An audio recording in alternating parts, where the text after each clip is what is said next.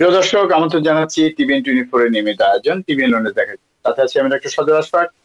দর্শক, আপনারা জানেন যে আমাদের অনুষ্ঠানটি সরাসরি নিউ ইয়র্ক স্টুডিও থেকে সম্প্রচারিত হচ্ছে এবং স্বাস্থ্য বিষয়ক এই অনুষ্ঠানের প্রতি পর্বে আমরা একটি বিষয় নিয়ে কথা বলে থাকি এবং আমাদের সাথে থাকেন একজন বিশেষজ্ঞ চিকিৎসক। দর্শক, এর আগের কয়েকটি পর্বে আমরা এডিএইচডি নিয়ে কথা বলেছি, মূলত শিশুদের এডিএইচডি নিয়ে কথা হয়েছে। আজকে আমরা কথা বলবো বয়স্কদের, তার মানে হচ্ছে অ্যাডাল্ট এডিএইচডি নিয়ে আজকে আমরা কথা বলতে চাই। আমাদের সাথে আছেন নিউ ইয়র্কের কথিত যশা সাইকিয়াট্রিস্ট, যিনি এখন নিউ ইয়র্কের বাইরে আছেন, টেক্সাস থেকে আমাদের সাথে যোগ দিয়েছেন, board certified psychiatrist doctor Khandaker Taher. Doctor Khandaker Taher, আপনাকে আমন্ত্রণ জানাচ্ছি আমাদের আজকের এই আয়োজনে। আসসালামু আলাইকুম প্রিয় দর্শক শ্রোতা সবাইকে। অ্যাডাল্ট এডিএইচডি এই অসুস্থতার বিষয়ে আলোচনার জন্য আমন্ত্রণ জানাচ্ছি। জি, ধন্যবাদ ডক্টর তাহের। যেটা বলছিলাম যে এডিএইচডি, তো এর আগে আমরা শিশুদের এডিএইচডি নিয়ে কথা বলেছি। তো এমন হতে পারে আজকে যারা নতুন দর্শক আমাদের সাথে যোগ দিচ্ছেন তাদেরকে আমার মনে হয় যে এডিএইচডি সম্পর্কে সংক্ষেপে একটু ধারণা দেওয়া উচিত। আচ্ছা, অসংখ্য ধন্যবাদ ডক্টর আশফাক। আসলে এডিএইচডি একটি মানসিক অসুস্থতা। আমাদের বাংলা ভাষায় প্রয়োজনীয় শব্দের অভাবে এটি বাংলাতে ঠিকমতো বোঝানো কঠিন। তবে যেটা বোঝা উচিত সেটা হচ্ছে যে 12 বছর বয়সের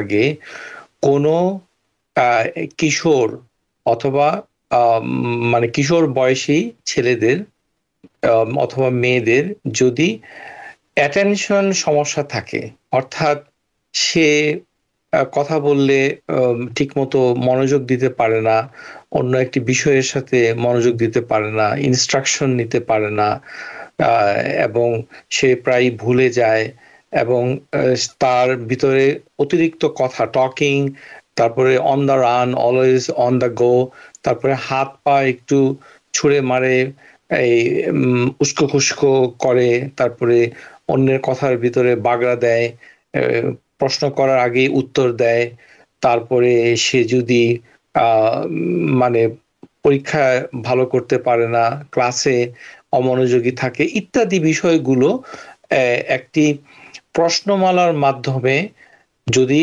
স্কুল এবং বাসায় পাওয়া যায়। তো প্রশ্নমালার মাধ্যমে বলতে আমরা বুঝি যে এরকম একটা কাগজ, মানে এটাকে আমরা ইনস্ট্রুমেন্ট বলি, এখানে অনেকগুলো প্রশ্ন আছে। এরকম আমরা দুটো কাগজের কথা বলবো, যেটি একটি ইনস্ট্রুমেন্ট মানে টুল। এই কতগুলো প্রশ্ন রয়েছে, যে এটি কর্নার স্কেল বলে এবং ভ্যান্ডারবিল্ট অ্যাসেসমেন্ট স্কেল বলে।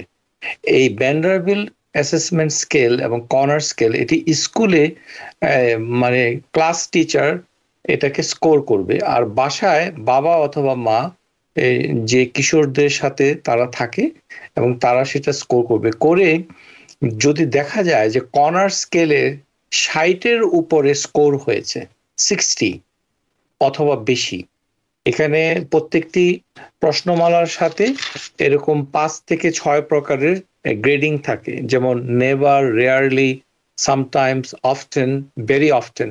এই শব্দগুলো যে মাত্রাগুলো, এগুলো বাংলা ভাষায় ঠিক মতো সংজ্ঞায়িত করা কঠিন। ওই জন্য ইংরেজির মাধ্যমে এই টুলসগুলো তৈরি করা হয়েছে, বিজ্ঞানীরা করেছে।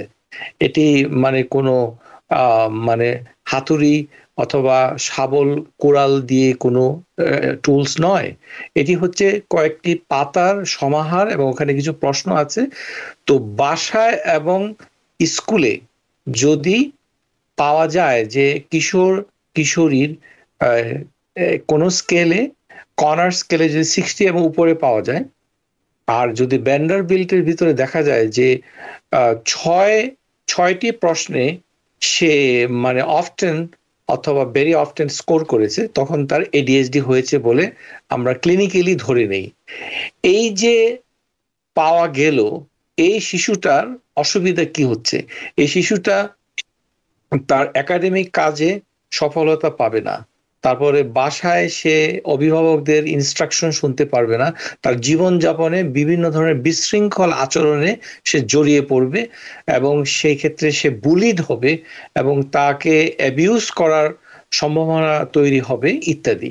এই শিশুটা যখন বড় হবে, অর্থাৎ তার বয়স যখন 17 বছরের উপরে চলে যাবে, যদি তখনও দেখা যায় যে তার ইনঅ্যাটেনশন জিনিসটা রয়ে গেছে এবং কিছুটা হাইপার অ্যাক্টিভিটি, আমরা যেটা ইনঅ্যাটেনশন বলি সেটা হলো যে অ্যাডাল্টদের ক্ষেত্রে যেমন কোনো কথা বলার সময় সে ফোকাস করতে পারছে না, পারস্পরিক সংলাপে মনে রাখতে পারছে না এবং সে ভুলে যাচ্ছে এবং প্ল্যানিং করতে পারছে না, কোনো এক্সিকিউটিভ ফাংশন যেগুলো ব্যক্তি জীবনে মানুষের কাজে লাগে, পরিকল্পনা, প্ল্যানিং, তারপরে কার্য সম্পাদন করা, মানুষের জীবনে যত কাজগুলো করে, পেশাগত কাজ হতে পারে, একাডেমিক কাজ হতে পারে, সাংসারিক কাজ হতে পারে, যেমন মহিলা সংসারের কাজ করে, ব্যক্তি জীবনে ইন্টারপার্সোনাল রিলেশনশিপের ক্ষেত্রেও অর্গানাইজেশন এবং যে পরিকল্পনা করে কাজ করে এটাতে বিরাট ঘাটতি থাকবে এবং ইম্পালস কন্ট্রোলটা সে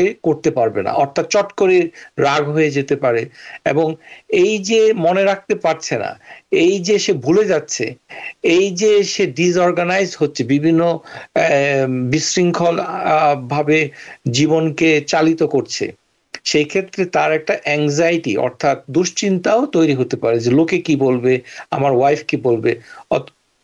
এইগুলো মিলিয়ে যদি দেখা যায় যে আরেক ধরনের স্কেল, এটাকে আমরা বলি ASRS, অ্যাডাল্ট সেলফ রিপোর্ট, এই যে আমি হাতের করে আপনাদেরকে দেখাচ্ছি যে এখানে 18টি প্রশ্ন রয়েছে। Adult ADHD self report scale, এই 18টি প্রশ্নের ভিতরে আপনার প্রতিটি প্রশ্নে মানে 1, 2, 3, 4, 5, never, rarely, sometime, often, very often, এখানে প্রথম দুটো হলো 0-0, পরের গুলো হচ্ছে 1-1 করে। তো এগুলো একজন প্রাপ্তবয়স্ক নিজেই নিজেকে স্কোর করবে। এখানে পার্থক্য হচ্ছে শিশুদের ক্ষেত্রে অভিভাবক ভিন্ন একটা স্কেলকে স্কোর করবে এবং ক্লাস টিচার স্কুল থেকে একটা স্কোর করবে। দুটোর সমন্বয়ে যদি দেখা যায় 60-র বেশি, 60-এর অধিক স্কোর হয়েছে কর্নার্সে, তাহলে শিশুটি, কিশোরটির ADHD হয়েছে। আর অ্যাডাল্টের ক্ষেত্রে যদি দেখা যায় যে 18টা প্রশ্নের ভিতরে তার স্কোর হচ্ছে 14, তাহলে বুঝতে হবে যে এই অ্যাডাল্টের ADHD হয়েছে এবং তখন তার ক্লিনিক্যালি আমরা বলতে পারি যে এই প্রাপ্তবয়স্ক তার ADHD হয়েছে এবং প্রচন্ড সম্ভাবনা আছে যে এই প্রাপ্তবয়স্ক ব্যক্তি হয়তো কিশোর জীবনে অথবা কৈশোরে কোনো ডাক্তারের কাছে গিয়ে সেটি তিনি নিরূপণ করেননি, কারণ ADHD একটি নিউরো ডেভেলপমেন্টাল ডিসঅর্ডার, অর্থাৎ মানুষ জন্ম থেকেই তার ব্রেইনটা, তার ব্রেইনের কতগুলো কাঠামো, কত কিছু জায়গা রয়েছে, এটাকে আমরা বলি স্ট্রাকচার। তো স্ট্রাকচার গুলোর ভিতরে যে ডরসিল্যাটারাল প্রিফ্রন্টাল কর্টেক্স, এরকম গাল ভরা কিছু নাম রয়েছে, যে ব্রেইনের অংশগুলো, মাথার খুলির ভেতরে যে ফুলকপির মতো ব্রেইন থাকে, এর ভেতরে কতগুলো জায়গায় কতগুলো স্ট্রাকচারের থিকনেসটা কম থাকে আর হচ্ছে ভলিউমটা কমে যায়, আর সেই সাথে হোয়াইট ম্যাটারের যে কানেক্টিভিটিটা থাকে সেগুলো একটু রিডিউস থাকে, ফলে এই ব্যক্তি যে কোনো জিনিস প্রসেস করতে পারে না। সেই ক্ষেত্রে অ্যাডাল্টের ক্ষেত্রে ছোটবেলার সেই ডেফিসিটটা প্রাপ্তবয়স্ক জীবনে চলে এসে তার জীবনকে বিঘ্নিত করতে পারে। আচ্ছা আচ্ছা, অনেক ধন্যবাদ ডক্টর খন্দকার তাহের। তার মানে আপনি খুব সুন্দরভাবে বলছিলেন যে ছোটবেলার উপসর্গগুলো এবং বড় হলে সেটাই কন্টিনিউ করে, হয়তো একটু পরিবর্তন হয়। এখানে একটা বিষয়, তার মানে একটা বিষয় আমি বুঝলাম, সেটা হচ্ছে যে অ্যাডাল্ট ADHD যেটা, সেটা হওয়ার জন্য অবশ্যই ছোটবেলায় ADHD থাকতে হবে। মানে ছোটবেলায় যাদের ADHD ছিল, যদি কোনোভাবে মানে তাদেরকে চিকিৎসা করা না হয় বা যেভাবেই হোক, সেটা যদি বড় এই মানে 17 বছরের পরে আপনি যেটা বললেন থাকে, সেটাকে আপনি বলছেন যে অ্যাডাল্ট ADHD। এখন একটা জিনিস আপনি বলেছেন যে ছোটবেলায় তাদেরকে ইভালুয়েট করবে 2 ধরনের চার্ট থেকে, একটা স্কুলে একটা বাসায়, বা সাইকিয়াট্রিস্ট করতে পারেন, যাই হোক। কিন্তু আপনি যেটা বলেছেন যে অ্যাডাল্ট ADHD ক্ষেত্রে এই কাজটা মানে যিনি আক্রান্ত মনে করছেন তিনি করবেন। এক্ষেত্রে একটা জিনিস আমার মনে হয় যে আমরা কি সহসা নিজেকে একটা সমস্যা আছে এটা স্বীকার করব, এই মানসিকতা কি আমাদের আছে? সেক্ষেত্রে সততার একটা প্রশ্ন আছে। এক্ষেত্রে যিনি এই নিজেকে নিজে ইভালুয়েট করবেন বা স্কোর করবেন, আপনি যে প্রশ্নগুলো বললেন সেই প্রশ্নমালাগুলোর উত্তর দেওয়ার ক্ষেত্রে তাদের সততার একটা প্রশ্ন কিন্তু রয়ে যায়, তারা সঠিকভাবে উত্তর দিচ্ছে কিনা। এই বিষয়টাকে আপনি কিভাবে দেখেন? হ্যাঁ, অত্যন্ত গুরুত্বপূর্ণ। এটি একটি সংস্কৃতিগত এবং সামাজিক একটি সমস্যা। আমাদের সমাজে মানসিক স্বাস্থ্যের সচেতনতার খুব অভাব। যেখানে শারীরিক স্বাস্থ্যেরই মানে খোঁজ খবর অধিকাংশ জনগোষ্ঠী নিচ্ছে না, সেক্ষেত্রে মানসিক স্বাস্থ্যের খোঁজ খবর নেওয়াটা খুব বিরল। কিন্তু অসুস্থতার কনটেক্সটে এটার পরিণাম অনেক ভয়াবহ। আমি উদাহরণ দিয়ে বলছি, যেমন একজন প্রাপ্তবয়স্ক, তার অ্যাডাল্ট এডিএইচডি আছে, তিনি ট্যাক্সি চালিয়ে জীবিকা নির্বাহ করেন, অথবা এমন একটি কাজ করেন যেখানে প্রচুর অ্যাটেনশন দিতে হয়, অর্থাৎ তিনি আইটি ফিল্ডে কাজ করেন, অথবা তিনি একটি যন্ত্র চালান যেখানে প্রচুর মনোযোগ মানে দরকার হয়।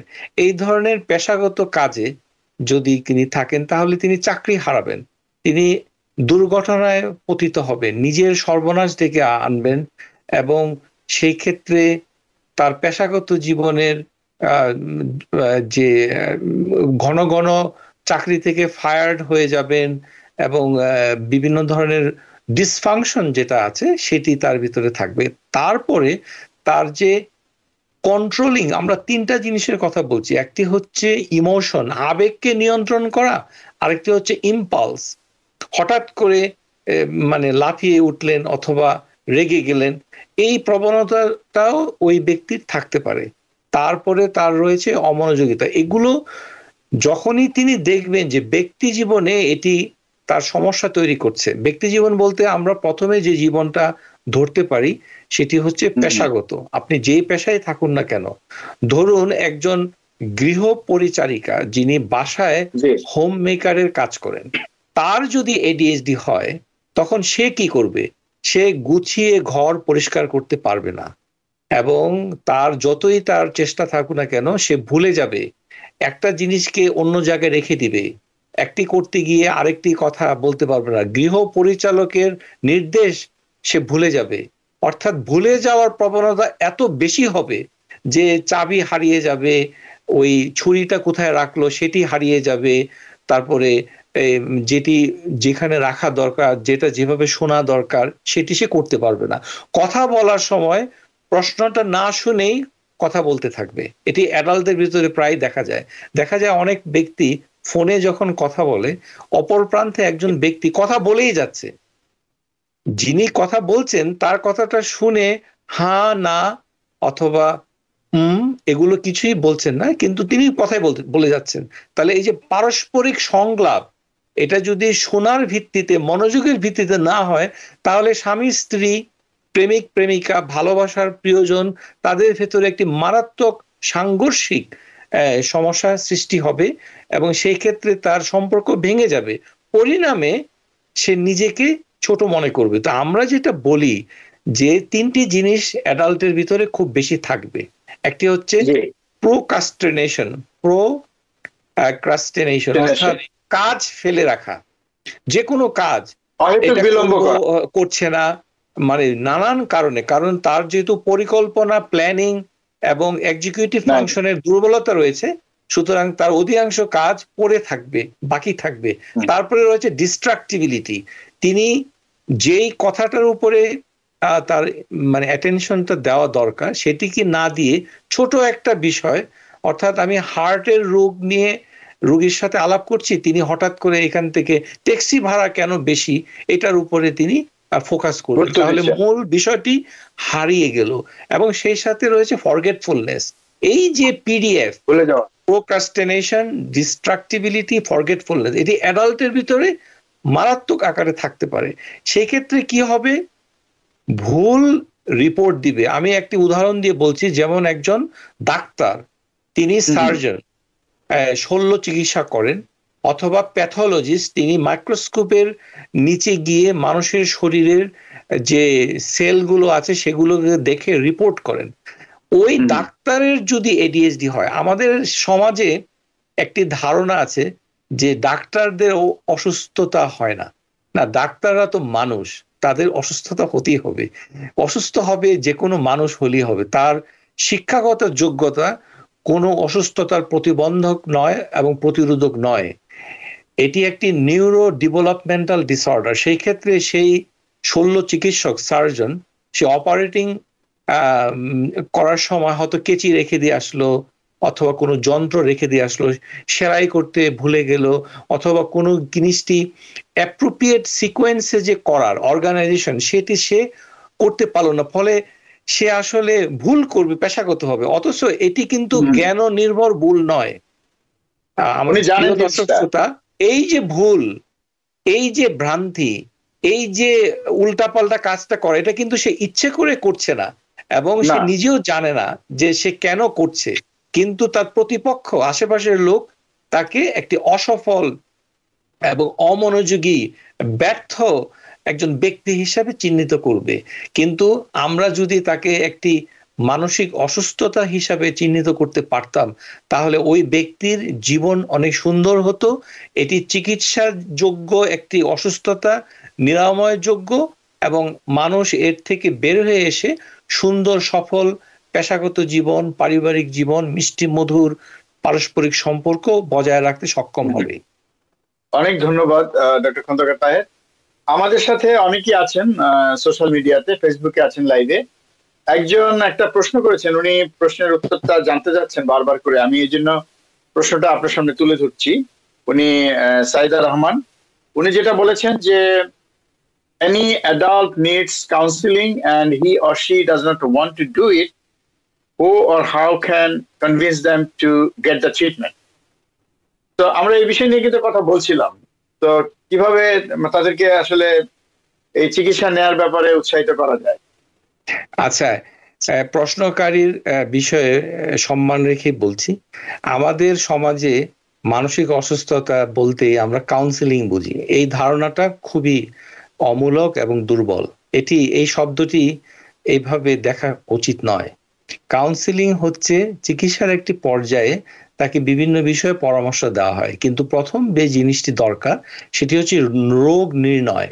রোগ নির্ণয় করতে হবে একজন ফ্যামিলি ফিজিশিয়ান, আবারও শুনে রাখুন, একজন ফ্যামিলি প্র্যাকটিশনার উত্তর আমেরিকাতে, অথবা একজন পিডিয়াট্রিশিয়ান, শিশু বিশেষজ্ঞ, অথবা একজন সাইকিয়াট্রিস্ট যার পেশাগত ট্রেনিং রয়েছে, অথবা পিএইচডি লাইসেন্সধারী সাইকোলজিস্ট, এদের মাধ্যমে এটিকে প্রথমে রোগটি নির্ণয় করতে হবে। রোগটি নির্ণয় করার পর তাকে চিকিৎসার জন্য একটি পরিকল্পনা নিতে হবে। সেটির ভিতরে থাকবে হচ্ছে তাকে ঔষধ দিতে হবে। এখানে কাউন্সিলিং কোথায় আসলো? এখানে প্রথমে হচ্ছে তাকে ঔষধ দিতে হবে। দুই নম্বর হচ্ছে, আমি কি বলি, কাউন্সিলিংটা হচ্ছে এইভাবে করা যেতে পারে যে তাকে ক্লিনিক্যাল অফিসে যেতে হবে। এই ব্যাপারে প্রাথমিক কাউন্সিলিং করা যেতে পারে, যে আপনার ঔষধ খাওয়া প্রয়োজন, আপনার ডাক্তারের পরামর্শ শুনে মানে চলতে হবে। সেই সাথে তার রয়েছে যে ট্রেনিং গুলো একজন কগনিটিভ বিহেভিয়ার থেরাপিস্ট, সিবিটি, এটি কাউন্সিলিং নয়। এখানে শব্দের কতগুলো ভুল বোঝাবুঝি আছে। প্রিয় দর্শক শ্রোতা, বলুন।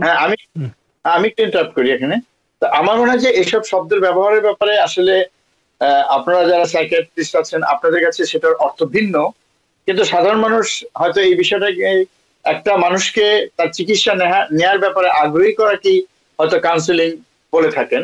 জি জি, প্রাথমিকভাবে। এবং এখানে আমারও যে কিভাবে আমরা, আপনি বললেন তো যে প্রাইমারি কেয়ার ফিজিশিয়ান তাকে ইভালুয়েট করবেন বা শিশু বিশেষজ্ঞ করবেন, তাই না? কিন্তু এক্ষেত্রে প্রাইমারি কেয়ার ফিজিশিয়ানকে তো বলতে হবে, না বললে কি উনি করবেন কিনা, এটা একটা বিষয়। মানে স্বতঃপ্রণোদিত হয়ে কোন প্রাইমারি ফিজিশিয়ানকে এটা করতে চাইবেন? আমি অত্যন্ত ধন্যবাদ। আমি একটু বুঝিয়ে বলছি। যেমন কিশোর যে হাই স্কুলে পড়ছে অথবা মিডল স্কুলে পড়ছে, সেই ক্ষেত্রে কাউন্সিলিং করার সুযোগটা কার আছে? যেমন স্কুলের সোশ্যাল ওয়ার্কার, তিনি প্যারেন্টকে বলবেন যে আপনার শিশুর ADHD থাকার সম্ভাবনা আছে, আপনি ডাক্তারের কাছে যান এবং তাকে স্কোর করুন। যেমন শিক্ষক সে প্যারেন্টসকে অথবা শিশুকে বলতে পারে যে তোমার ভিতরে কিছু সমস্যা রয়েছে, সেগুলো চিকিৎসার মাধ্যমে নিরাময় করতে হবে, এরকম কাউন্সিলিং। যেমন কাউন্সিলিং করতে হবে অভিভাবককে, এবং অ্যাডাল্ট যদি হয়ে যায় তাকে কাউন্সিল নিতে হবে যে আমাকে চিকিৎসা নিতে হবে। এই ধরনের প্রাথমিক কিছু কাউন্সিলিং করা যেতে পারে, কিন্তু জিনিসটি এটি কাউন্সিলিং এর বিষয় নয়। সাইকিয়াট্রি, মেন্টাল ইলনেস, আমরা যারা সাইকিয়াট্রিস্ট আমরা কোনো কাউন্সিলর নই, এটা বুঝতে হবে। আমরা একজন পুরো মাত্রায় একজন চিকিৎসক, মেডিকেল কলেজে পড়াশোনা করে 4 বছর সাইকিয়াট্রিতে রেসিডেন্সি ট্রেনিং প্রশিক্ষণ সমাপ্ত করার পর একজন সাইকিয়াট্রিস্ট সৃষ্টি হয় এবং তিনি চিকিৎসা করেন। এখানে বুঝতে হবে চিকিৎসা।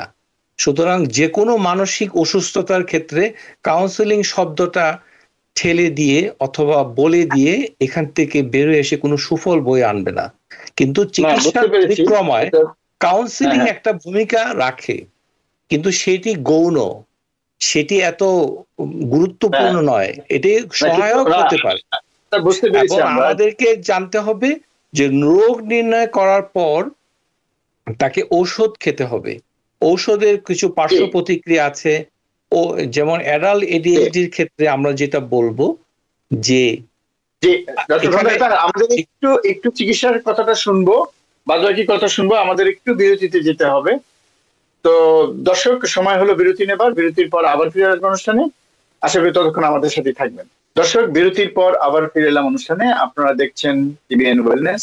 আমাদের আজকের বিষয় অ্যাডাল্ট ADHD, এবং আমাদের সাথে আছেন board certified psychiatrist doctor Khandaker Taher.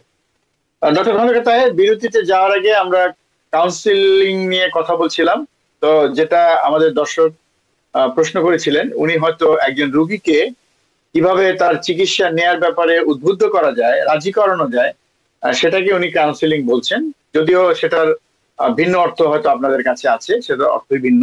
যাই হোক, কিন্তু এক্ষেত্রে এটা আমার প্রশ্ন, আমরা চিকিৎসা নিতে হবে, সবই ঠিক আছে, কিন্তু একটা অ্যাডাল্ট ADHD যিনি আক্রান্ত বা আক্রান্ত বলে আশেপাশের লোক মনে করতে পারেন, বা ফ্যামিলি মেম্বার যদি সেটা মনে করেন, রোগী তো নিজে থেকে মনে করবেন না যে উনি ADHD তে আক্রান্ত। সেরকম মানুষ সংখ্যা খুবই কম। আমার কোনো রোগ হলো কিনা আমি বললাম আমার চিকিৎসককে।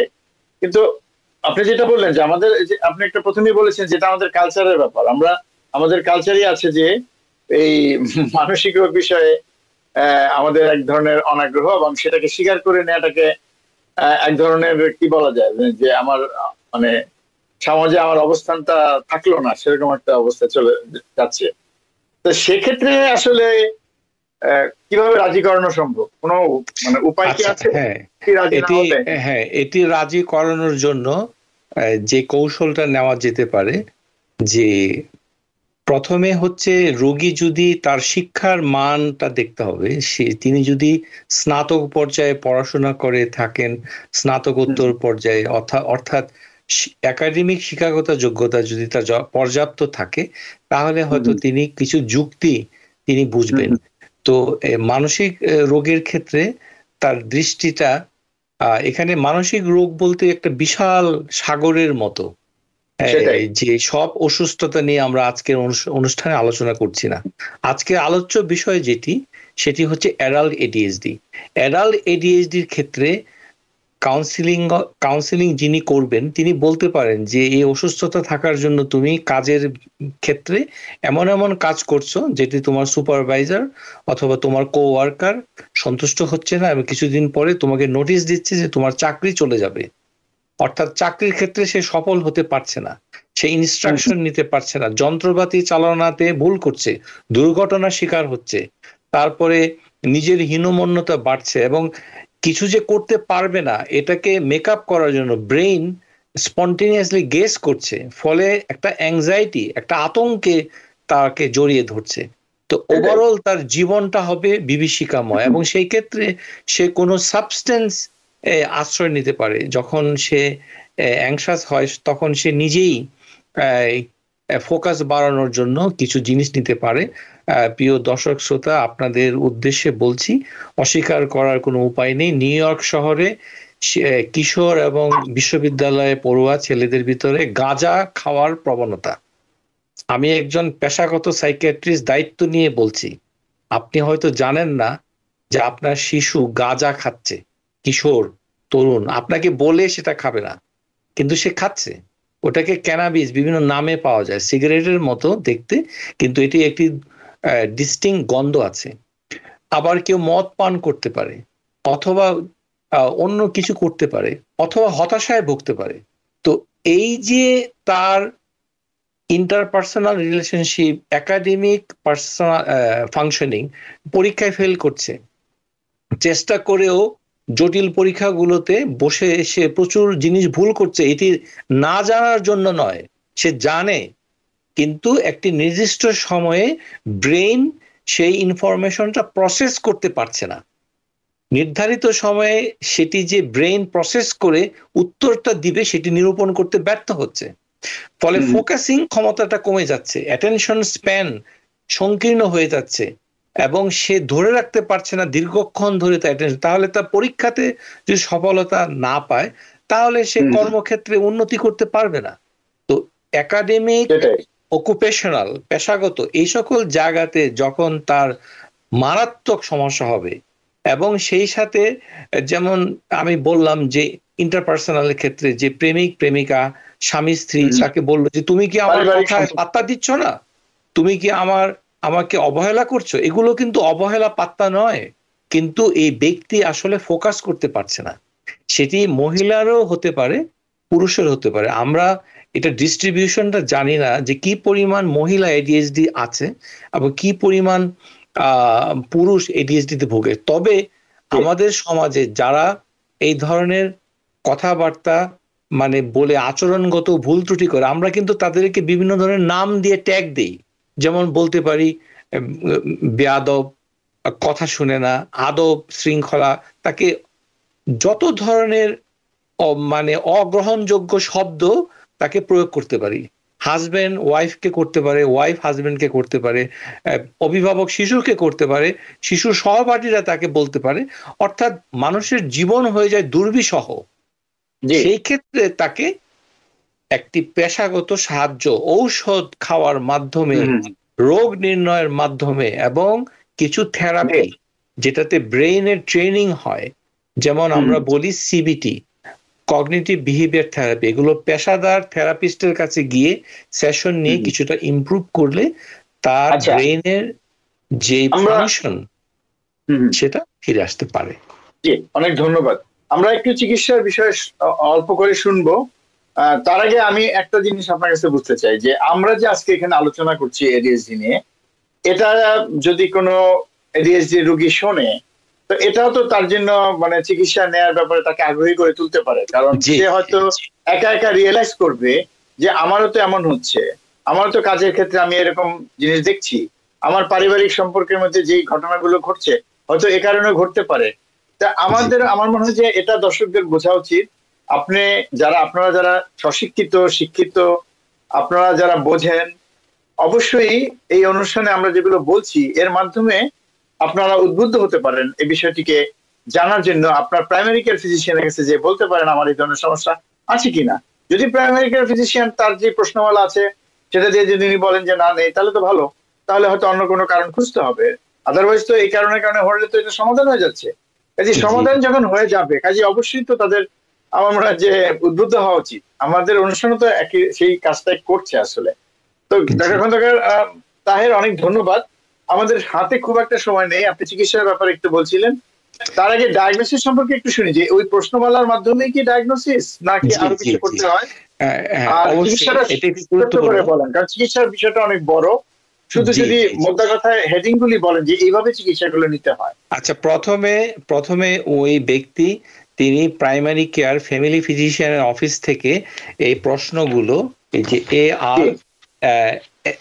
ASRS adult ADHD self report scoring, এরকম 18টা প্রশ্নের সম্মিলিত ইংরেজি ভাষায় একটি কাগজ, 2 পাতা হতে পারে, 1 পাতা হতে পারে, এটি বাসায় নিয়ে এসে তিনি তার আচরণগত 6 মাস অপেক্ষা করবেন। 6 মাস, যদি সিমটম গুলো 6 মাস ধরে থাকে সেখানে তিনি স্কোর করবেন 1, 2 ইংরেজি ভাষায়, এটা মনোযোগের উপর, আচরণের উপর, তারপরে পরিকল্পনা, ব্যক্তি জীবন, এক্সিকিউটিভ ফাংশন, তারপরে তার হাত পা ছোড়াছুড়ি, তারপরে তার আবেগ নিয়ন্ত্রণ ইত্যাদি, স্বল্প পরিসরে এরকম। তো এই প্রশ্নগুলো একটি ইংরেজি বাক্যে দেওয়া আছে, যদি তিনি নিজে বুঝতে পারেন তো ভালো, না হলে চিকিৎসক অথবা নার্স অথবা কাউন্সিলরের কাছে গিয়ে সেটি বুঝতে পারেন, কিন্তু তাকে স্কোর করতে হবে। স্কোর করার পর তিনি ডাক্তারের কাছে গেলে ওই স্কোর যদি মানে 14 হয়, 14 আউট অফ 18 কোয়েশ্চেন, তাহলে বুঝতে হবে যে তার অ্যাডাল্ট ADHD হয়েছে। সেই ক্ষেত্রে ওই ডাক্তার তিনি চিকিৎসা শুরু করতে পারেন শুরুতেই। তো চিকিৎসাটা শুরু করতে গেলে আমরা যেটা মনে করি যে রোগ নির্ণয়ের ক্ষেত্রে তার আগে 12 বছর বয়সের আগে, 12, আবারও বলছি বয়সটি হচ্ছে 12, তার আগে তার ADHD ছিল এরকম কিছু আলামত কিন্তু থাকতে হবে। এটির আলামতটা বোঝার উপায় কি? যেমন পরীক্ষার স্কোর, সে পরীক্ষাতে কেমন করতো, সেই ভুলগুলো কি সিলি মিস্টেক ছিল, এবং বাসায় কি আচরণ করতো, পিতামাতার কাছ থেকে সেটা জেনে নিতে পারে অ্যাডাল্ট, যে আমি ছোটবেলায় কেমন ছিলাম।